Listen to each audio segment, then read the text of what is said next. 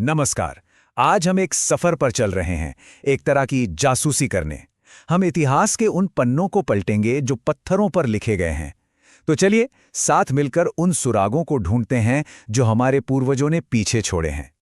तो सबसे बड़ा सवाल ये उठता है कि उस जमाने की कहानी कैसे कही जाए जब कुछ लिखा ही नहीं जाता था।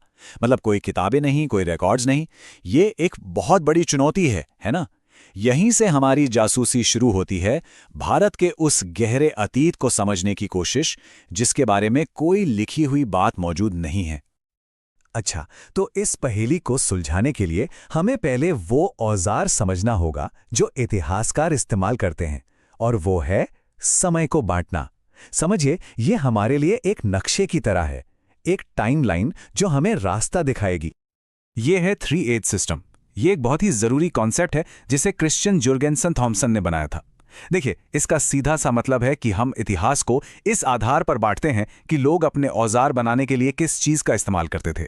सबसे पहले आया पाषाण युग यानी स्टोन एज, जब सब कुछ पत्थर का था। फिर आया कांस्य युग यानी ब्रॉन्ज एज, जब धातु का इस्तेमाल शुरू हुआ। और आखिर में लौह युग यानी आयरन एज। ये इतिहास की टाइमलाइन को समझने का एक बहुत ही आसान लेकिन दमदार तरीका है। और सिर्फ यही नहीं, इतिहास को भी हम कुछ हिस्सों में बांट सकते हैं। पहला है प्रागैतिहासिक काल, मतलब वो दौर जिसके बारे में हमारे पास कोई भी लिखी हुई जानकारी नहीं है, सब कुछ खामोश है, हमें सिर्फ खुदाई में मिले सुरागों पर निर्भर रहना पड़ता है। फिर आता है आद्य ऐतिहासिक काल। ये एक पुल जैसा है, यहाँ लिखित रिकॉर्ड तो हैं लेकिन हम उन्हें आज तक पढ़ नहीं पाए हैं, जैसे कोई कोड हो। और आखिर में आता है ऐतिहासिक काल, जब हमें लिखित सबूत मिलने लगते हैं और हम उन्हें समझ भी सकते हैं। यहाँ से हम अतीत की आवाज़ों को सुनना शुरू कर देते हैं। तो चलिए अब गोता लगाते हैं प्रागैतिहासिक काल में। अब हम उन सबसे पहले सुरागों को ढूंढ रहे हैं, वो चीजें जो हमें बताती हैं कि हाँ, यहाँ कोई था बहुत बहुत पहले। और इस खोज की कहानी में जो सबसे पहला और बड़ा नाम आता है वो है रॉबर्ट ब्रूस फूट का। इन्हें यूं ही भारतीय प्रागैतिहास का जनक नहीं कहा जाता। इसके पीछे एक बहुत बड़ी वजह है। साल था 1863। ये वो पल था जिसने सब कुछ बदल कर रख दिया। रॉबर्ट ब्रूस फुट को मद्रास के पास पल्लवरम ने पत्थर का एक औजार मिला, एक हैंड एक्स यानी हाथ की कुल्हाड़ी। ये वो पहला पक्का सबूत था, वो स्मोकिंग गन थी जिसने ये साबित कर दिया कि भारत में बहुत पहले से इंसान रहते थे। इसके कई सालों बाद 1957 में डॉक्टर वीएस वाकनकर ने भीमबेटका की गुफाओं को खोज निकाला, जिसने इस तस्वीर में और भी गहरे रंग भर दिए। और 2003 में जब इसे यूनेस्को वर्ल्ड हेरिटेज साइट का दर्जा मिला तो इसकी अहमियत पर पूरी दुनिया ने मोहर लगा दी। तो ये जो शुरुआती इंसान थे, उनकी जिंदगी आखिर थी कैसी? जरा सोचिए। वो शिकारी संग्राहक थे, मतलब हमेशा एक जगह से दूसरी जगह घूमते रहते थे, खाने और रहने की सुरक्षित जगह की तलाश में। और भीमबेटका की गुफाओं में जो चित्रकारी मिली है ना, वो कमाल की है। वो हमें उनकी दुनिया की एक झलक देती हैं। शिकार के सीन, बड़े बड़े जानवर और लोगों का एक साथ मिलकर रहना, सब कुछ उन दीवारों पर बना हुआ है। और फिर इतिहास में एक बहुत बड़ा मोड़ आया। इसे हम नवपाषाण क्रांति या न्यूलिथिक रेवोल्यूशन कहते हैं। यहीं पर इंसानों ने सिर्फ खाना ढूंढना बंद करके खाना उगाना सीख लिया। मतलब खेती की शुरुआत हुई, लोग एक जगह बसने लगे। ये एक ऐसा बदलाव था जिसने आने वाले महान शहरों और सभ्यताओं की नींव रखी। सब कुछ यहीं से बदला। तो अब हमारी ये जो जासूसी है, वो हमें छोटे छोटे सुरागों से उठाकर एक पूरी की पूरी बहुत ही विकसित सभ्यता तक ले आई है। एक ऐसी जगह जो अपने वक्त से बहुत आगे थी, लेकिन आज भी उसके कई राज खुलने बाकी हैं। 12,99,000 वर्ग किलोमीटर। आप अंदाजा लगा सकते हैं ये कितना बड़ा इलाका है। ये बात हो रही है सिंधु घाटी सभ्यता की। अगर हम इसे उस जमाने की बाकी बड़ी सभ्यताओं से तुलना करें, जैसे मिस्र और मेसोपोटामिया, तो ये उन दोनों को मिलाकर भी उनसे बड़ी थी। मतलब ये बहुत ही ज्यादा विशाल थी। और ये सिर्फ बड़ी ही नहीं थी, ये अविश्वसनीय रूप से मॉडर्न भी थी। हम बात कर रहे हैं ऐसे शहरों की जो पूरी प्लानिंग के साथ बसाए गए थे। सड़कें एक दूसरे को 90 डिग्री पर काटती थीं, पानी की निकासी के लिए बेहतरीन ड्रेनेज सिस्टम था, और मकान बनाने के लिए एक ही साइज की ईंटों का इस्तेमाल होता था। इतना ही नहीं, उनकी अपनी एक लिखने की कला थी और उनका व्यापार मेसोपोटामिया जैसी दूर दराज की जगहों तक फैला हुआ था। ये वाकई में एक बहुत ही एडवांस समाज था।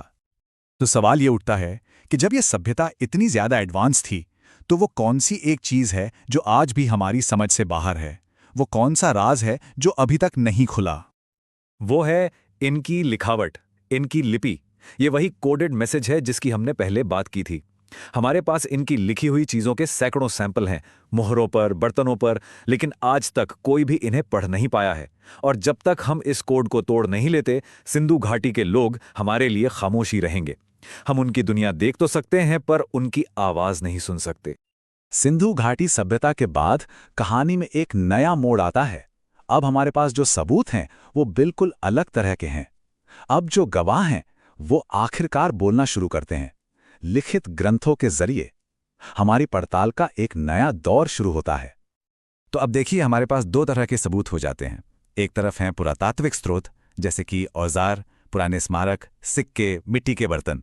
ये वो चीजें हैं जो हमें बताती हैं कि लोग क्या करते थे। और दूसरी तरफ हैं साहित्यिक स्रोत, यानी लिखी हुई चीजें, जैसे धार्मिक ग्रंथ या किसी यात्री का सफरनामा। ये हमें ये बताना शुरू करते हैं कि लोग क्या सोचते थे। और जब इन दोनों को एक साथ मिलाया जाता है ना, तो अतीत की एक ज्यादा साफ तस्वीर उभरकर सामने आती है। और भारत में अगर सबसे पुराने और सबसे अहम साहित्यिक स्रोतों की बात करें तो वो हैं वेद।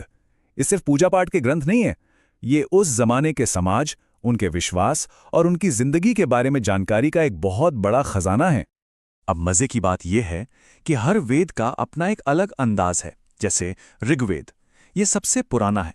इसमें देवी देवताओं की तारीफ में भजन और प्रार्थनाएं हैं।